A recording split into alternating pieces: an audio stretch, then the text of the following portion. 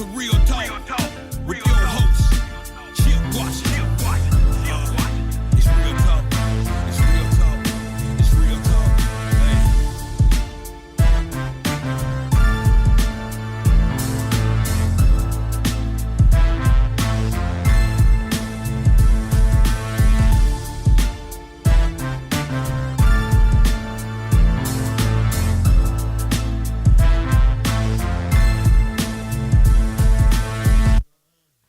And here we go on Monday.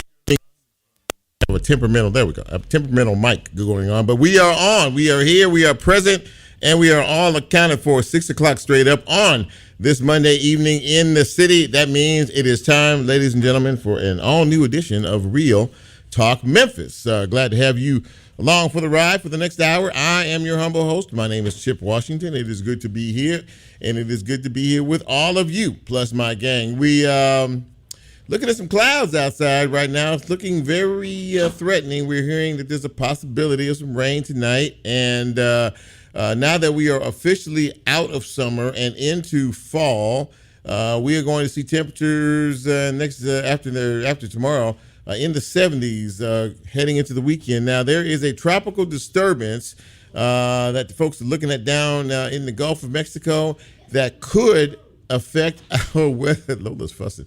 That could affect our weather by the time we get into like Thursday. So, I mean, and if this storm, heads up and starts dumping rain, we could see rain Thursday, Friday, Saturday, maybe even Sunday. So we'll have to keep a very close eye on the tropics. It is that time of year. So just make sure that your umbrellas are handy and operational. So we have a pretty good show for you tonight. Every now and again things happen. You have to shuffle the deck a little bit, and we hope that we are going to be able to move through this as effortlessly as possible.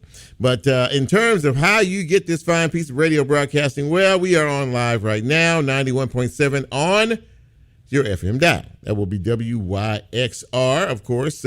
We are here, present and accounted for. You can always catch us on the app, the WYXR app, live as well. We are also on the TuneIn app.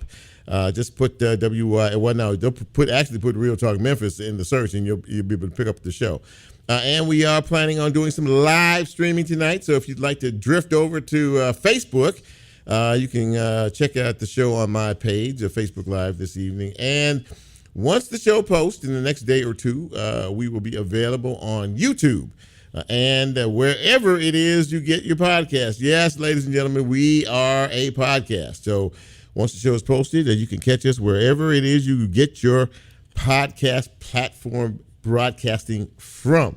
As far as guests are concerned, this evening, I think we have a pretty decent show for you. We were supposed to have Shelby County Sheriff Floyd on the show, but right now he is at the county commission meeting talking about the need for $10+ million for emergency repairs to the Shelby County Jail. And we've been going back and forth. He didn't know how long it was going to go on, so he may or may not be on the show tonight. So they're talking about that big time issue. But we are going to talk with a couple of gentlemen, Brandon and Bryan Mathis. And if you are not aware of these two, they have an extraordinarily compelling story, life story, and they're young men. And they've been through quite a bit in terms of their life experiences, trouble with the law, issues at home, and a lot of other things. Well, they have taken their pain and turned it into purpose. They are twins, and they created a program called Twin and another program called Switch. And these days they are working in one of the affiliate programs at youth villages. So I saw their story, and I really wanted them to come on the show. Young people today are having some difficulties trying to adjust to whatever it is they're trying to adjust to, and maybe hearing from young folks who have gone through some things might discourage, other folks from taking the wrong path. No one says you have to take a negative path, ladies and gentlemen. You can always go down the right road, but you always need somebody who has been there, done that, and can explain to you how these things work. So I look forward to speaking with the Mathis brothers, Brandon and Bryan, a little bit later. And in the next half hour, we're going to talk to Dr. Samuel Riney. He is the medical oncologist over at Methodist Hospital. We're talking about prostate cancer, prostate issues. There seems to be an increased focus of late in reference to prostate cancer, because so many people are dying from prostate cancer,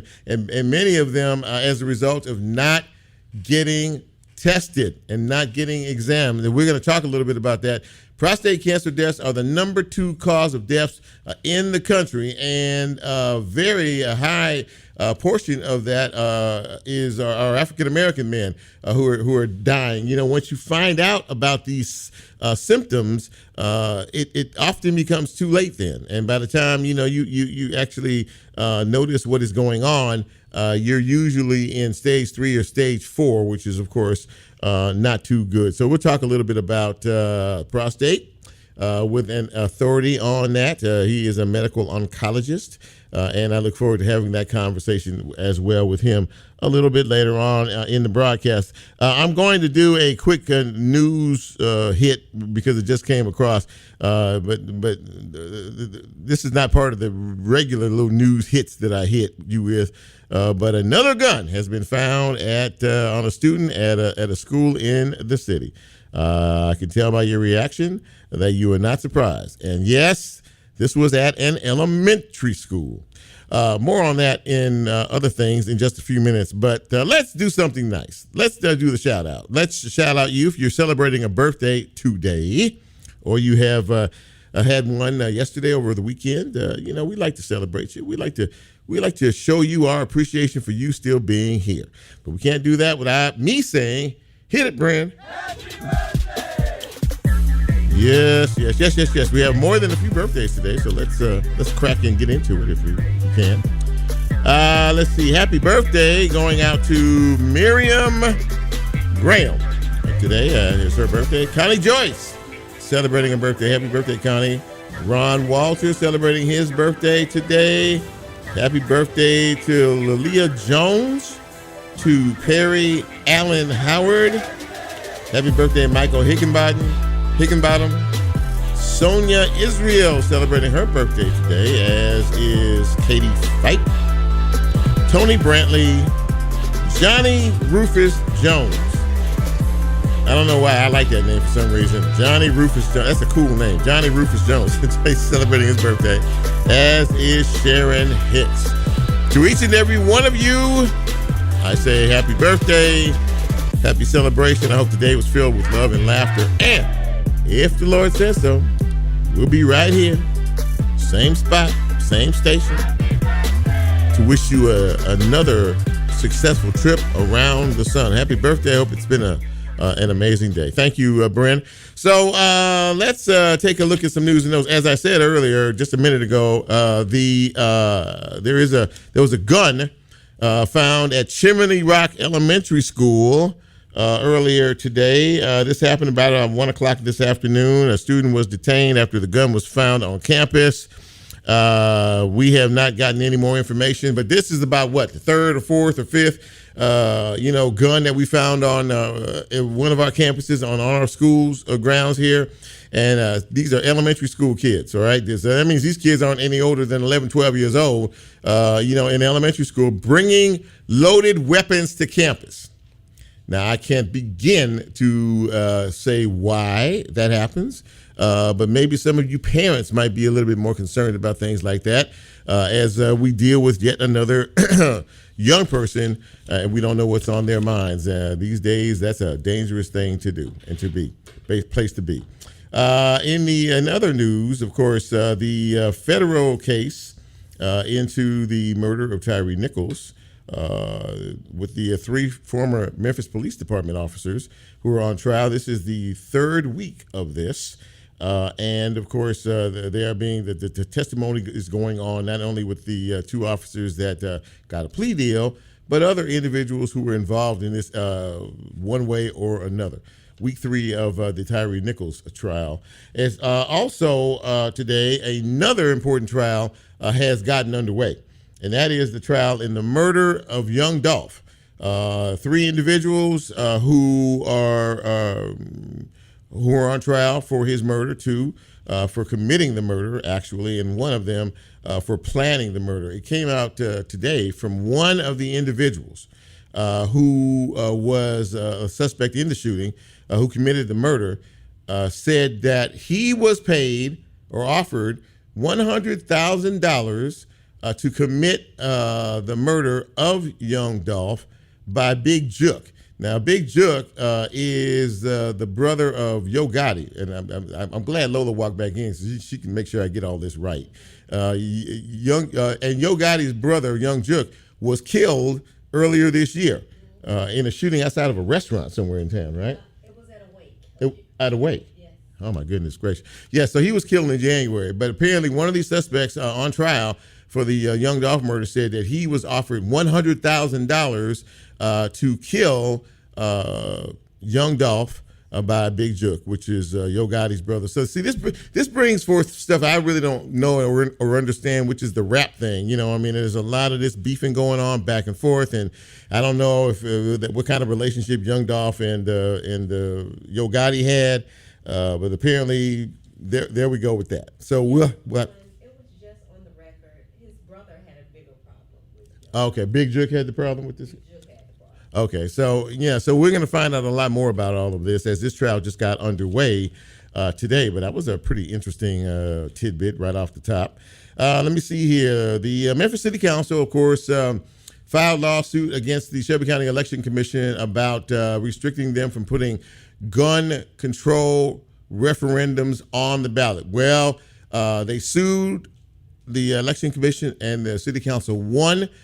And over the weekend, the state said that they would not go against the court, although they feel like this is a waste of time for the city of Memphis to even have these referendums on the ballot in the first place because they cannot supersede state law. I don't care. They fought for us as people. That's what elected officials are supposed to do. They took them to court and they won. It will be on the ballot. So we'll see what happens. The state also threatened to withhold $75 million of state tax money owed to the city if they put it on the ballot. Well, it's on the ballot. And they said over the weekend, the state, that they would not protest this in any way. Stay tuned for that.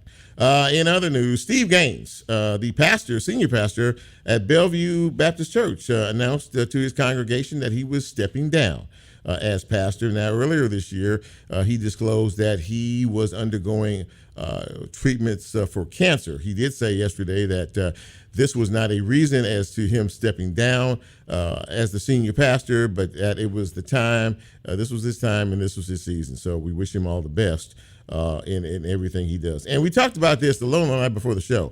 Many of you in this town are familiar with Champions Pharmacy. Over there in South Memphis, you have gone to him for years and years and years and years, for whatever aches you. Well, they're expanding, and they did yesterday. Lola actually did their grand opening yesterday. They have a new location downtown, right down here on 65. 65 is it? What is it? Monroe, right? 65 Monroe is their new home. Now, they're still in South Memphis, but they've opened up a second location. So congratulations to the Champion family. That's big stuff. That's good news. So that takes a look at news and notes on this Monday evening. I am going to take a break. You can, too, for a brief period of time. When we come back, we'll get the show started. What do you say? On this Monday evening in the city, this is Real Talk Memphis. I'm Chip. You know who you are. We'll be right back.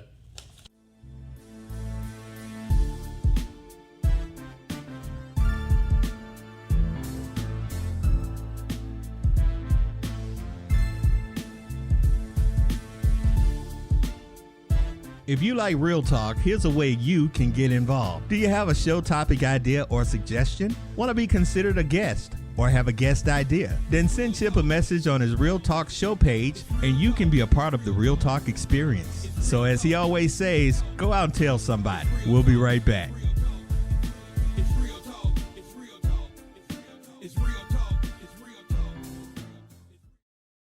Support for WYXR comes from Lens Rentals. Based in Memphis and offering nationwide shipping, Lens Rentals offers online rentals for photography, videography, and lighting equipment from a full catalog of brands. More information on services and equipment at lensrentals.com. Mempho Music Festival returns to the Radiance Amphitheater at Memphis Botanic Garden October 4th through 6th. This year's fest features the excitement of Jack White, Trey Anastasio and Classic Tab, Cody Jinks, Goose, and many more. Ticket packages, lineup information, FAQs, and more at memphofest.com.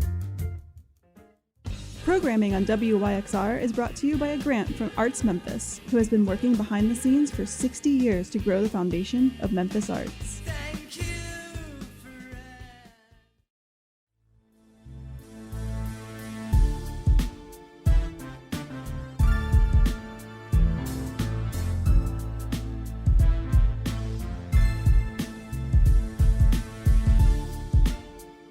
Get Real Talk on the TuneIn mobile app under WYXR, and he's now streaming live on Facebook. And you can also catch a rebroadcast on YouTube. Just put WYXR in the search box and hit subscribe.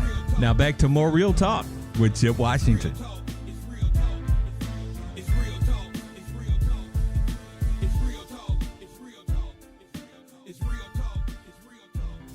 And welcome back to Real Talk Memphis on this cloudy Monday evening. Looks like it's going to rain out there tonight, but that's all right. We're all comfortable inside and glad that you're with us, if you are with us this evening. So, I'm always looking for compelling stories to share with you about things that are going on in our community.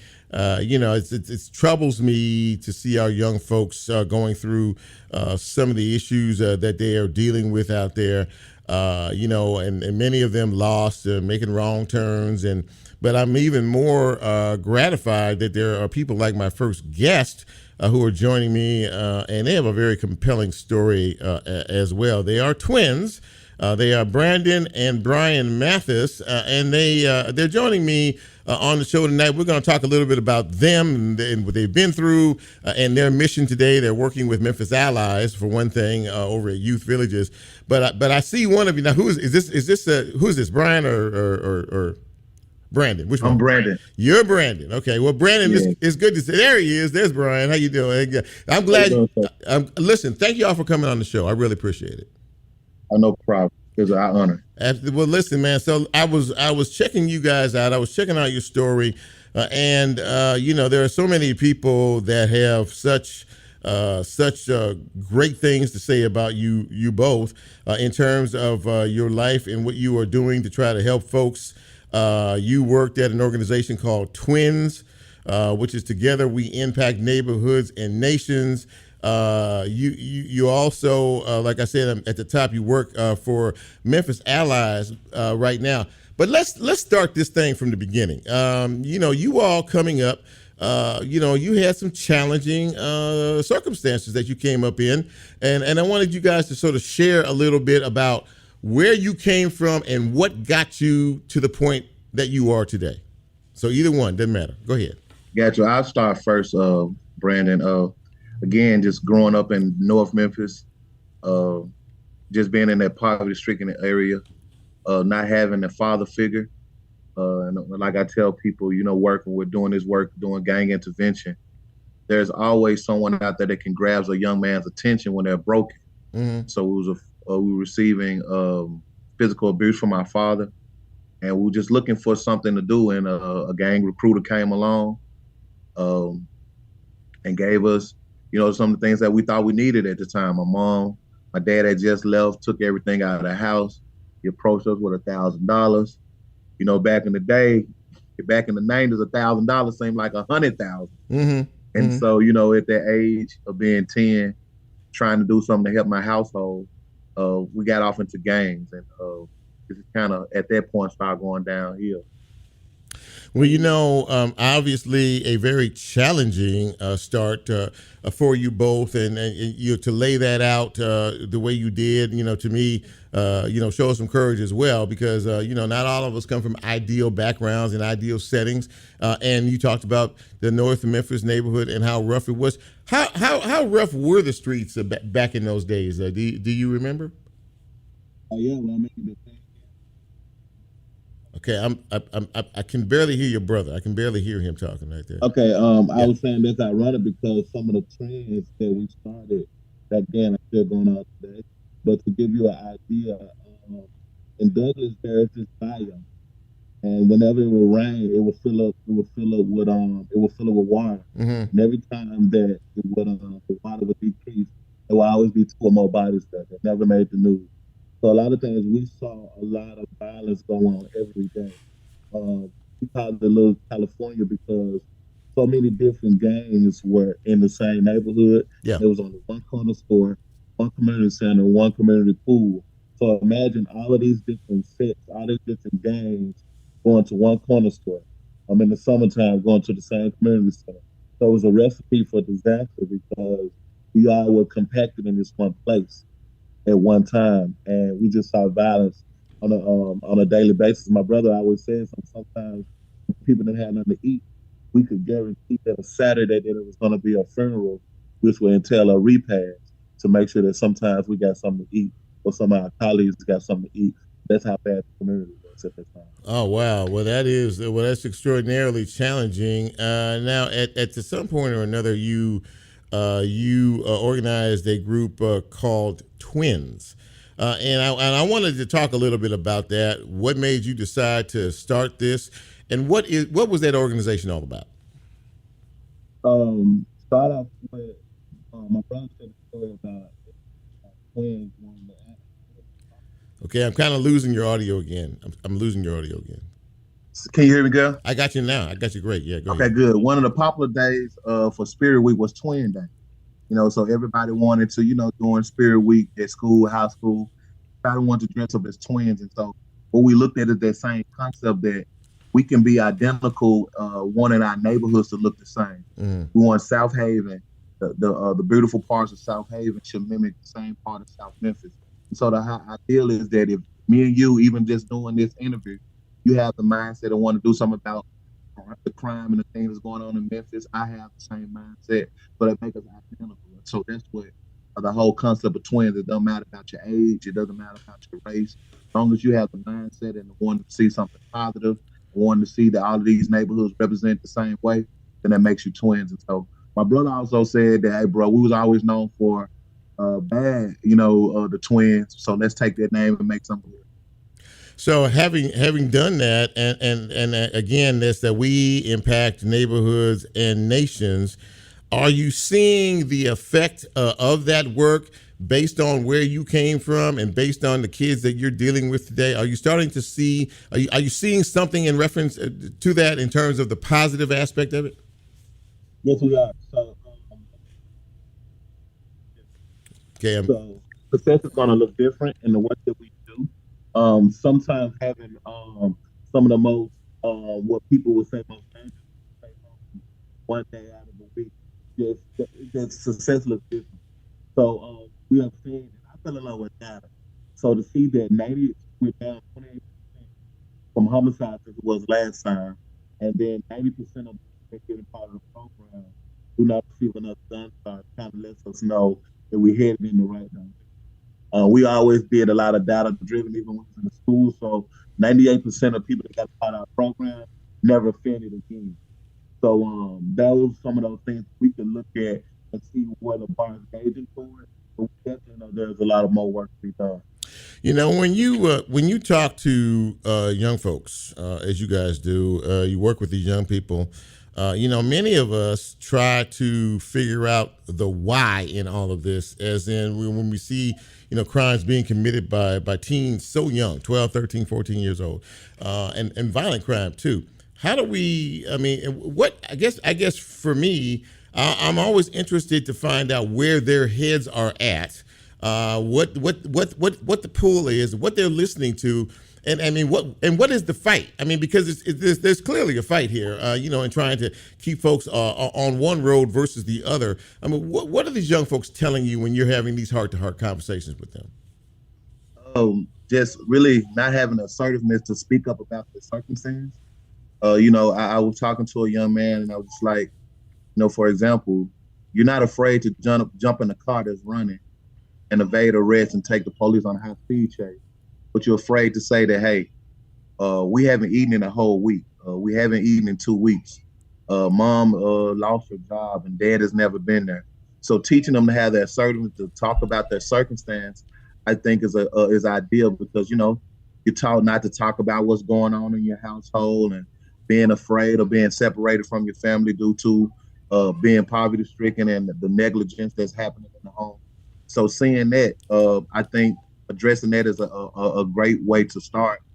Also, just dealing with when it comes to these video games and music, letting them know that don't take a false reality and make it your reality. Because if you look at it, there was a game came out years ago, GTA. You can see it like all day. That's what we look at every time. You're looking at GTA, stealing Grand Theft Auto. You see kids stealing cars, robbing, and they took it. They took that reality and made it a reality. And so I think starting there as well, is a good point to look at. Yeah, it's very interesting because a lot of young people we know, there's a trust issue, right? They feel like they can't talk to their parents because they don't listen, right? Or they only listen to a certain extent, or the conversation steers into discipline versus really actually listening. And I've been told by many people, and I hear it from you guys.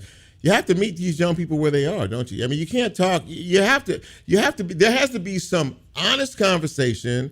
But there also has to be a relatability to be able to get through to them in reference to this. Am I correct in that? You're definitely correct.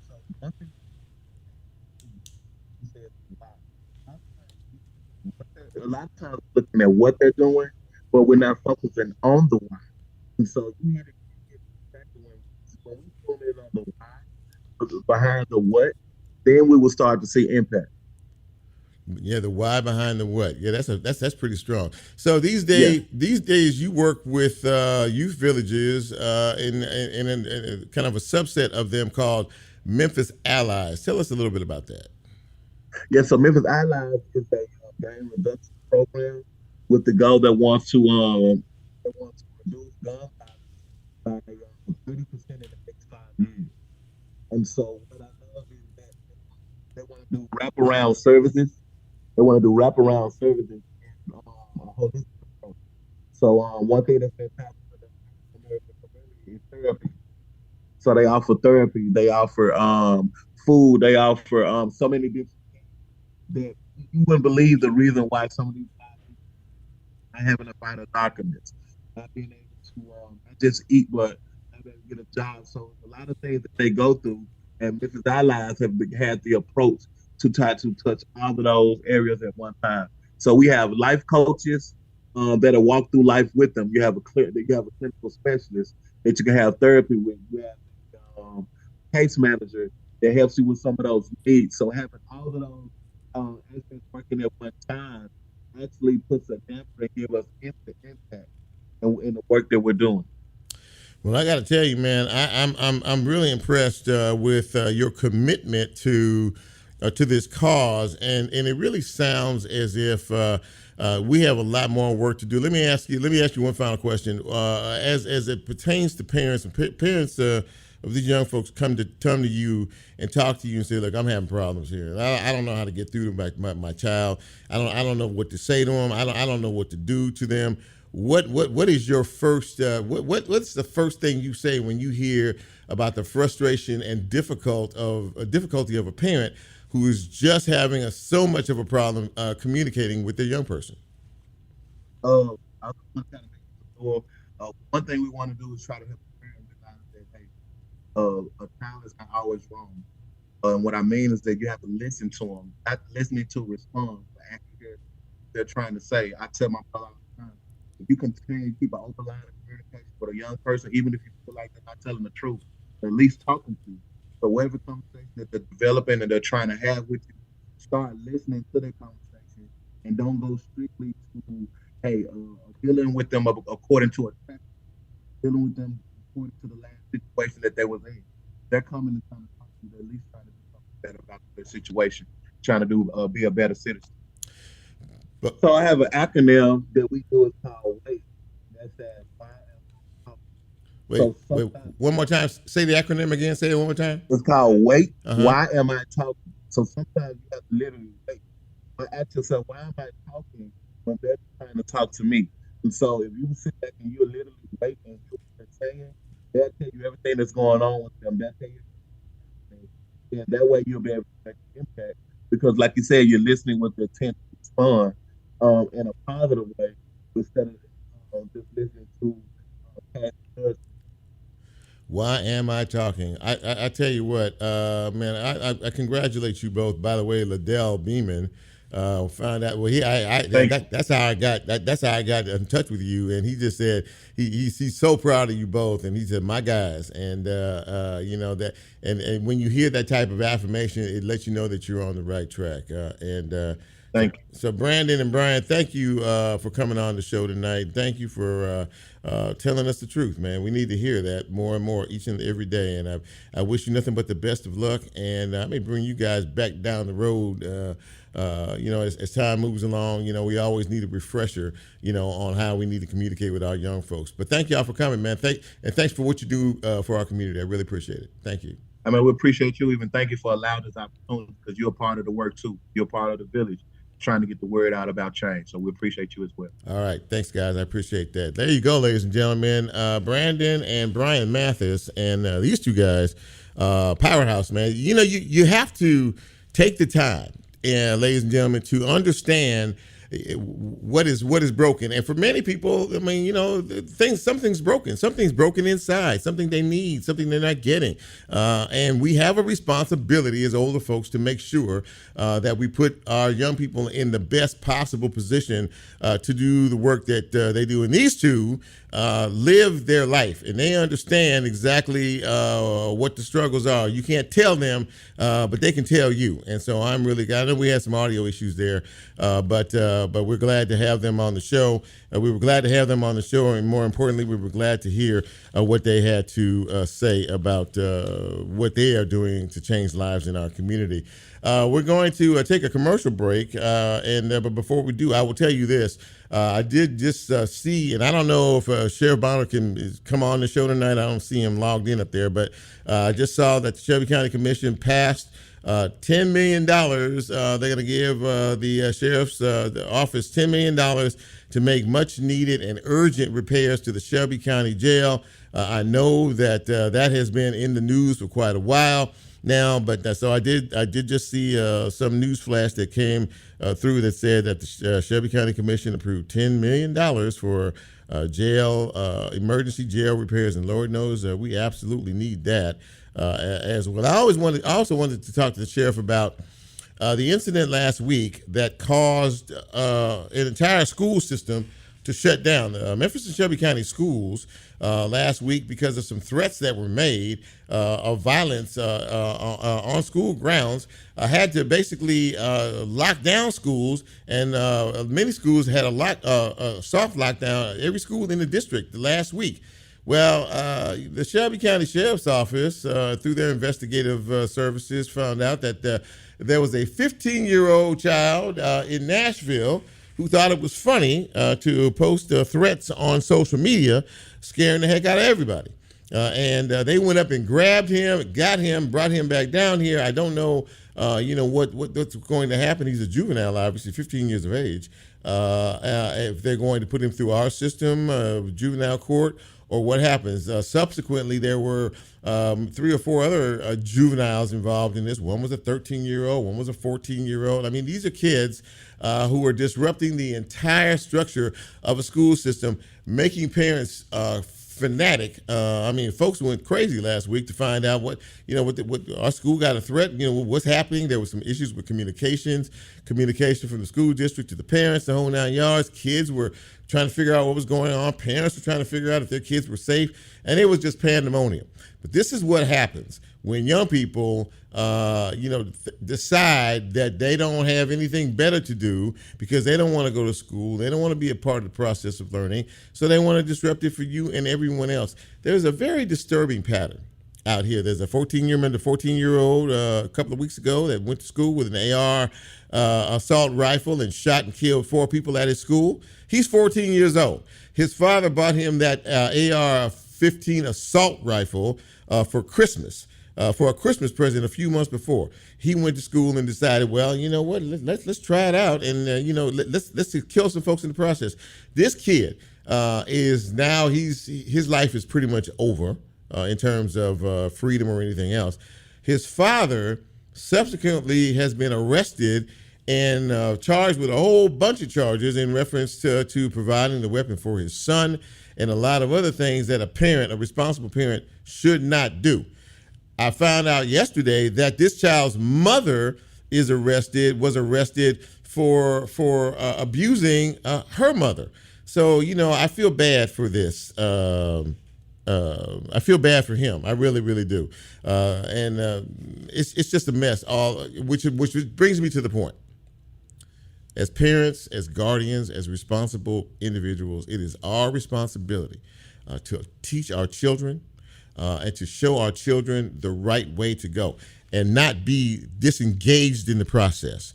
You have to be engaged in the process in this. You cannot act as if you are not involved, especially if you have children, children who are school age. It is your responsibility to step in and do whatever it takes to produce a responsible young person, so we don't have to continually hear stories like this.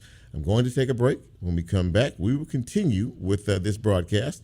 Maybe I'll see if I can get Sheriff Bonner to call in and kind of let us know what happened in the meeting. We'll do that after this quick break. You're listening to Real Talk Memphis. I'm Chip. A quick one. We'll be right back.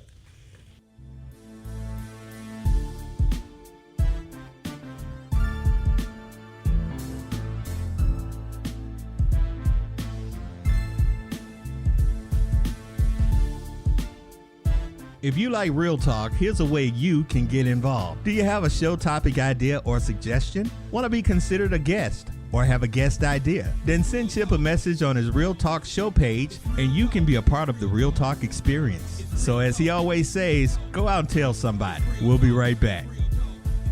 It's real talk. It's real talk. It's real talk. It's real talk. Support for WYXR comes from the Halloran Center for Performing Arts and Education, setting the stage for everyone. The Halloran Center, next door to the Orpheum, invites you to be in the center of it all through live entertainment, arts education, community programs, and event spaces all year round. More information at orpheum-memphis.com. Memphis Listening Lab's 4th annual Record Swap and Zine Fest is back on October 26th from 10 a.m. to 5 p.m. In partnership with Crosstown Arts and WYXR, held on the 1st and 2nd floors of Crosstown Concourse, featuring records, CDs, cassettes, art, zines, live DJs, and more. More information and vendor inquiries accepted at info@memphislisteninglab.org. Support for WYXR comes from Team Clean. With more than 22 years of experience, Team Clean provides services for home, work, or studio space. Biodegradable cleaning products mixed with common sense and tailored to each client's needs. Estimates and information at weareteamclean.com. Want to make a big impact without getting lost in a big system? Join Youth Villages to be a force for families while becoming part of one. Help make positive changes on a national scale, one community at a time. It takes a family to transform lives. Start with yours. Apply now at youthvillages.org/careers. Shannon and Cecilia here. Do you love stories featuring community changemakers in Memphis? Don't miss Just Bluffin', a feel-good podcast found online in the WYXR podcast network. Access all our podcasts at WYXR.org. Programming for WYXR is brought to you by a grant from the Hyde Family Foundation, who is committed to creating a better future for the city of Memphis by supporting initiatives that enrich our city's cultural landscape. Support for WYXR, including our 2024 stereo sessions, comes from VIA Productions. Founded in 2003, VIA specializes in audience engagement, creating all types of video and audio content ranging from animation to documentaries. More information on how VIA can bring your brand story to life at viaproductions.co. Music Export Memphis presents the Tambourine Bash Thursday, October 10th at the historic Overton Park Shell. This annual celebration of collaboration is a one-of-a-kind night of Memphis music, featuring more than 30 musicians and collaborative sets, including headliner Southern Avenue with surprise guest collaborator. It all culminates in a finale super jam produced by Royal Studios' Boo Mitchell. Proceeds power Music Export Memphis's grant programs for Memphis musicians. Ticket information and event details can be found at musicexportmemphis.org.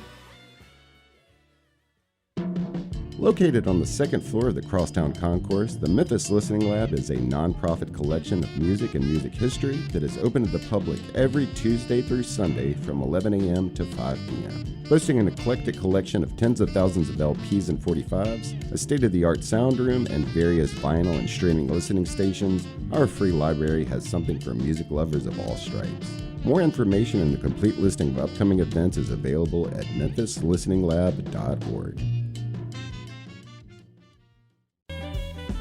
Hi, this is Clark Ortiz with Crosstown Brewing Company. You already know we're passionate about beer, and now we've added food on tap. Our new kitchen is open inside the brewery, serving wings, pizza, burgers, and more. Open for lunch Wednesday through Sunday at 11 o'clock a.m. Food and beer, a perfect match, just like our partnership with WYXR. More information at crosstownbeer.com.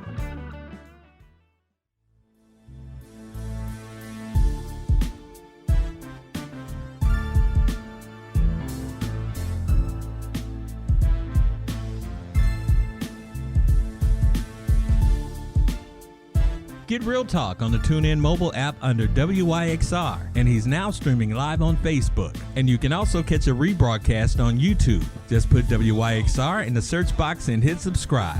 Now back to more Real Talk with Chip Washington.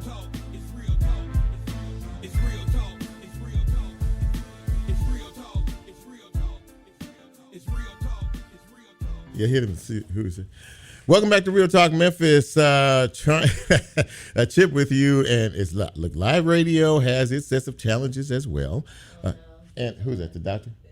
Okay. All right. That's okay. That's all right. We do have a guest. Our next guest, like I said, we tried to get to Sheriff Bonner, and he couldn't join us, but we do have our next scheduled guest. I talked about this at the top of the show, and prostate cancer is a very, very serious deal. Which takes so many lives, thousands and thousands of lives each and every year. It is the second largest killer of men in this country. And I wanted to talk a little bit more about this, and more importantly, about how important it is for men to follow up on examinations like this. So I'm very happy to have Dr. Samuel Riney on the show. He is a medical oncologist over at Methodist University Hospital. And Dr. Bryan, can you hear me okay? I can hear you great. Thank you. All right. Did I pronounce your name right? Is it Riney? Did I pronounce it right? You did. That's an excellent job. Oh, thank you very much. I appreciate that. And listen, I thank you so much for taking the time to come on the show. This is a very serious issue in terms of a disease, and I hope I didn't misspeak when I said that according to statistics nationally, this is the number 2 killer, of men in this country. Am I right about that? For cancer-related deaths, yes. Yeah. And is it to the tune of 300,000 to 400,000? How many? What are we talking in terms of numbers with that? So it's, latest estimates for 2024 say that there will be just under 300,000 men diagnosed with prostate cancer, and about 35,000 men will die this year from prostate cancer. Wow, that's a pretty astonishing number in terms of this. Now, we've always this conversation has this isn't just a new thing. This has cropped up year after year after we hear about it. We suffer loss. I've known people who have died of prostate cancer. In terms of the diagnosis of it, many people, from what I know, wait until it's almost too critical. It's almost at the end or in stage 4 before they go in and maybe find out if there's an issue. Now, in reference to that, talk to me about symptoms. Are there symptoms? Are there no symptoms that one can notice in reference to this? How does all this work? There are, but sometimes it can be difficult, especially early on with prostate cancer. So a lot of times, earliest stages of prostate cancer, what we call stage 1 prostate cancers, aren't going to have a lot of symptoms. And therefore, a lot of men don't realize that there might be anything wrong until, as you mentioned, disease has really spread and gotten to more advanced stages where it's possibly moved outside of the prostate and what we call stage 4 disease. Mm-hmm.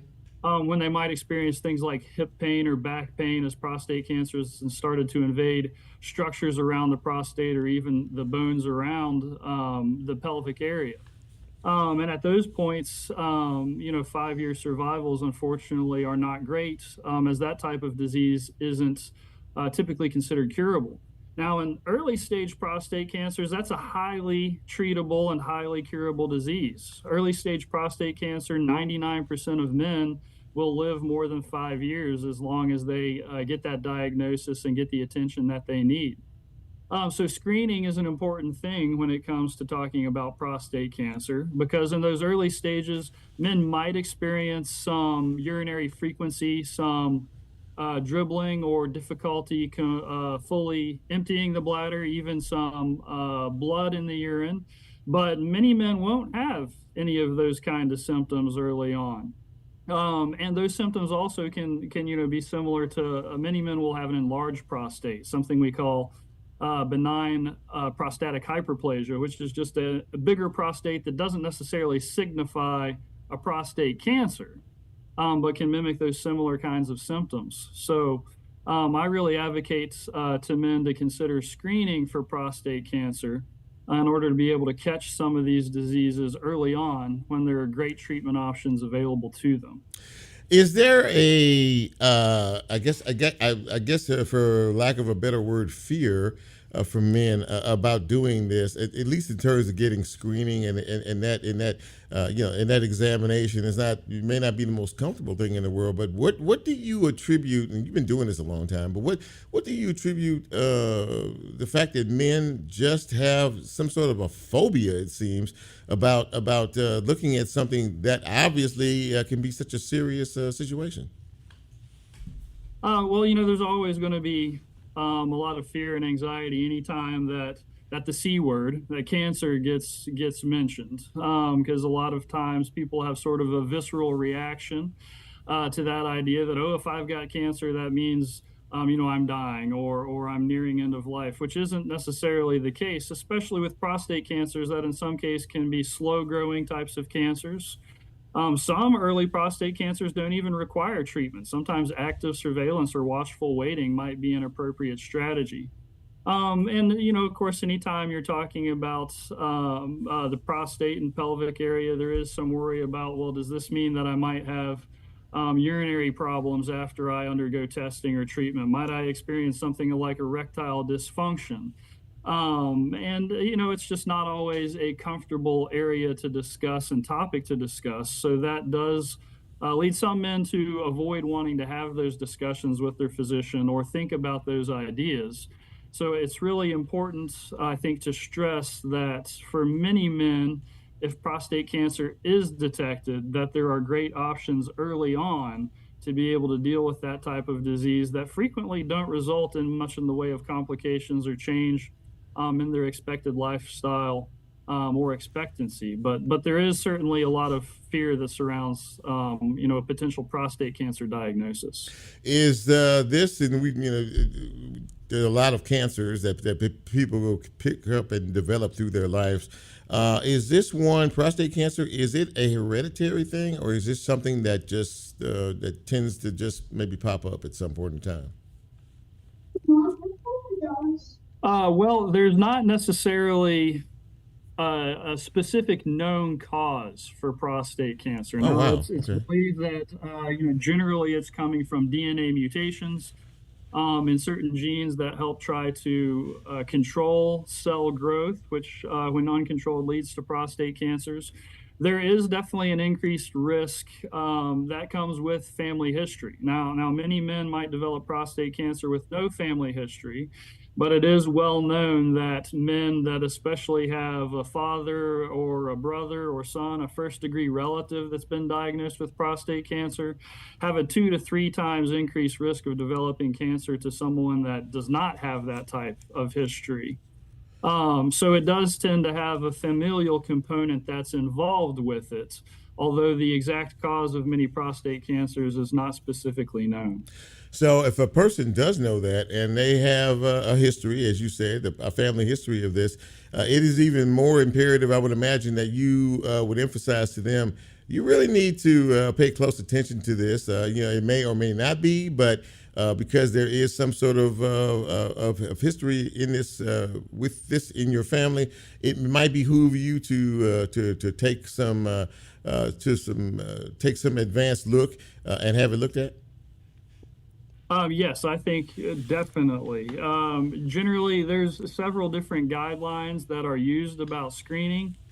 Generally speaking, it's recommended that men that are 50 to 69 years old engage in shared decision making with their primary care provider, sort of talk about some of their values are, what their risk might be when they're talking about undergoing screening for prostate cancer. But men that do have some of that family history, or African American men actually, are a little bit at higher risk just as a baseline. Right. A lot of times might want to start having those discussions and consider undergoing screening at earlier ages, 45 years, if you have a first degree relative, or in the African American population. If there's a strong family history, some guidelines even recommend starting screening at 40 years old. Oh goodness!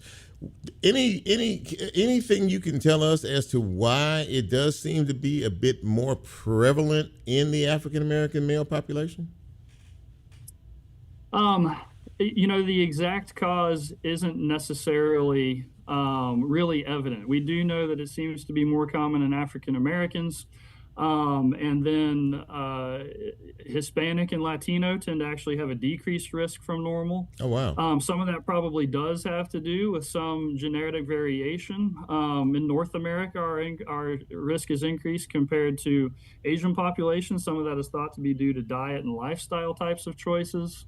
Again, like the cause of prostate cancer being somewhat unclear in many cases, some of those increased risk factors aren't specifically known, but are well recognized. Well, listen, I'm so happy that you took some time out of your busy schedule to come on the show tonight to talk about this, because it is a problem. And, as an African-American male, I recognize that for us as a people, it's a bigger problem, as you just laid out.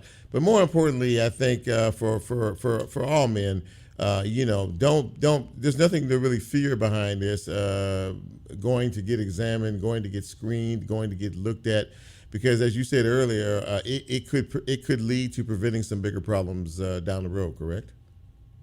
It definitely can. If you do end up having a risk for prostate cancer, detecting it early is the best route to be able to manage that going forward. And again, early on, there's very high cure rates, sometimes with very simple things that can be done. Screening is not something that I think men need to be particularly concerned about. A lot of times, initial screening might just simply be doing a blood test called a PSA. Mm-hmm. So asking those questions of your provider, your primary care provider, and making a shared decision on how to proceed is something I would advise to everybody, because at least having the conversation is a simple way to start. And if further screening is needed, you can receive guidance on how that might look. And a lot of times that does not involve, invasive procedures or uncomfortable situations when you're starting to talk about screenings that might be available. Well, listen, Dr. Riney, again, thank you so much. Dr. Samuel Riney, medical oncologist and interim medical director at Mathis Cancer Institute. Thank you for your time, and thank you for your information. And I really appreciate you coming on the show tonight. Thank you so much. Well, thank you for having me. You have a great evening. You too. Absolutely that. There you go, ladies and gentlemen. So, it's all about choices. And, in terms of your health, there are choices that we can make. But we need to be wise about it, and we need to be intelligent about it, and more importantly, we need to not be afraid, because a lot of times you wait too long, and it literally is too late. We thank Dr. Riney for coming on the show to talk with us a little bit about this. I got a couple of minutes left, and I want to ask Lola, because I'm curious about this. She is a DJ. Many of you know her in this city. She's all over the city. She does a lot of stuff in town. And but she's really big in the music thing. She knows this business, about all of this and what goes on. I am a little older, and I don't really understand a lot that goes on in the world of music, in particular rap. So Lola, I wanted to ask you if you don't mind. She's so very sweet. She done jumped up to the microphone here, and to find out a little bit about this Young Dolph thing. Now, this was almost over 2 years ago, almost 3 years ago that this happened. We're just not getting around to this case. Unfortunately, the young man, one of the young men who was the trigger man, said today that he was offered money, a substantial amount of money, to take this guy out.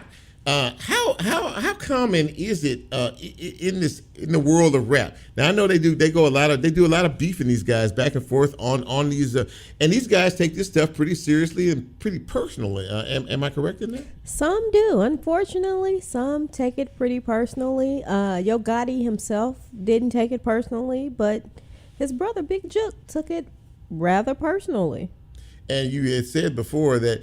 And I guess this just doesn't happen. There was a word on the street. I mean, there was a buzz about all of this, I guess, with Big Jook, I guess, who was Yo Gotti's brother. Yes. And he was killed.